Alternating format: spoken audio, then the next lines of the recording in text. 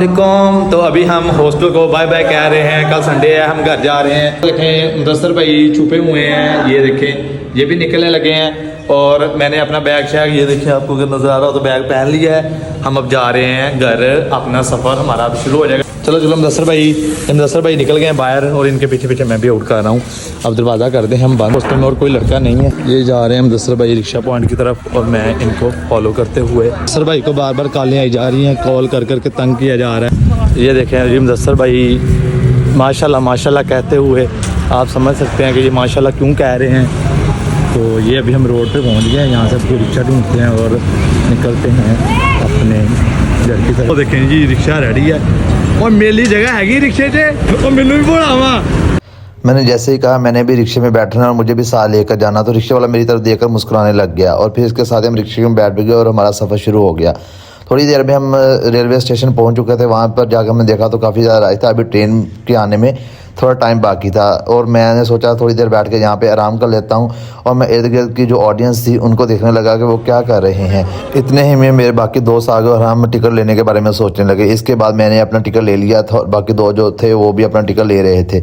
इसके साथ ही हम फिर पुल क्रॉस करके दूसरी साइड पर चले गए ताकि वहाँ पर जाकर हम शुगर मेला लगा सकें, क्योंकि ट्रेन के आने में भी काफ़ी टाइम बाकी था। ये लेकिन सारे लोग वेट कर रहे हैं ट्रेन के आने का, क्योंकि यहाँ पे अब 2 ट्रेनें आनी है, इसलिए ज़्यादा रश था। और ये भाई आपस में मनी ट्रांसफ़र करने लगे थे और हम मौलवी साहब को ढूंढ रहे थे। तो अब हमने उनको जब आवाज़ दी कि इधर आ जाएं, तो उन्होंने पुल की बजाय शॉर्टकट लिया, क्योंकि ये मौलवी बहुत ही तेज़ है और बातें भी ऐसी करता है कि जो हमारी समझ से बालातर होती हैं। फिर हमने इसको इधर ऊपर चढ़ाया और इसके बाद ये आ गया, इसने शुगर लगाना शुरू कर दिया। मैं फ़ोटो खिंचवाना चाह रहा था तो ये मेरे 2 दोस्त जो मुझे तंग कर रहे थे फ़ोटो खिंचवाने नहीं दे रहे थे। इन्होंने बहुत शुक्र लगाया और फिर इसके साथ ही एक बुरहान भाई हैं, वो कॉल पे बात कर रहे थे। तो मुदस्सर ने उसको डिस्टर्ब करना शुरू कर दिया और वो पता नहीं कौन सा बिज़नेस स्टार्ट कर रहे थे और मुदस्सर भाई उनको बार बार तंग कर रहे थे। और फिर हमें समझा रहे थे कि वो अपने घर बात कर रहे हैं तो उनको बात करने दें। और फिर साथ साथ उनके पीछे जाकर उनकी बातें सुनने की भी कोशिश कर रहे थे। तो उन्होंने फिर कहा कि भाई मुझे 1-2 मिनट दे दो, मैं घर बात कर रहा हूँ।